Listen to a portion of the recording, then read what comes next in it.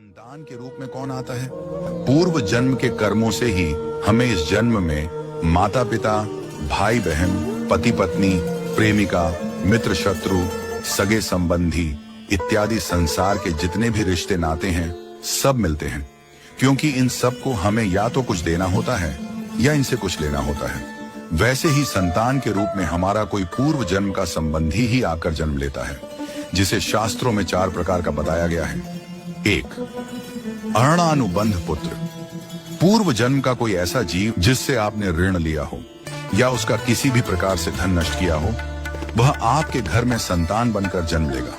वह अपना धन बीमारी में या व्यर्थ के कार्यों में तब तक नष्ट करेगा जब तक उसका पूरा हिसाब न हो जाए। 2. शत्रुपुत्र। पूर्व जन्म का कोई दुश्मन आपसे बदला लेने के लिए आपके घर में संतान बनकर आएगा। बड़ा होने पर वह माता पिता से मारपीट, झगड़ा करेगा या उन्हें सारी जिंदगी किसी न किसी प्रकार से सताता ही रहेगा। वह हमेशा कड़वा बोलकर उनकी बेइज्जती करेगा और उन्हें दुखी रखकर ही खुश होगा। 3. उदासीन पुत्र। इस प्रकार की संतान न तो माता पिता की सेवा करती है, न ही कोई सुख देती है। वह उन्हें उनके हाल पर मरने के लिए छोड़ देती है। विवाह होने पर यह माता पिता से अलग हो जाते हैं और उनकी चिंता नहीं करते। 4. सेवक पुत्र। पूर्व जन्म में यदि आपने किसी की खूब सेवा की है तो वह अपनी की हुई सेवा का ऋण उतारने के लिए आपकी सेवा करने के लिए पुत्र बनकर आता है।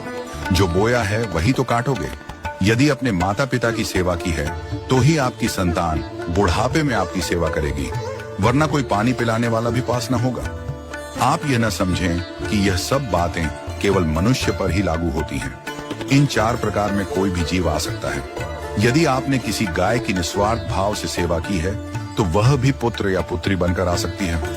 यदि आपने गाय को स्वार्थवश पालकर उसके दूध देना बंद करने के पश्चात उसे घर से निकाल दिया हो तो वह ऋणानुबंध पुत्र या पुत्री बनकर जन्म लेगी। यदि आपने किसी निर्दोष जीव को सताया है तो वह आपके जीवन में शत्रु बनकर आएगा।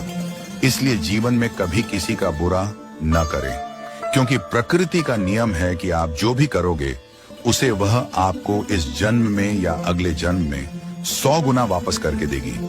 यदि आपने किसी को 1 रुपया दिया है तो समझो आपके खाते में 100 रुपया जमा हो गए हैं। यदि आपने किसी का 1 रुपया छीना है तो समझो आपकी जमा राशि से 100 रुपये निकल गए। जरा सोचिए, आप कौन सा धन साथ लेकर आए थे और कितना साथ लेकर जाओगे?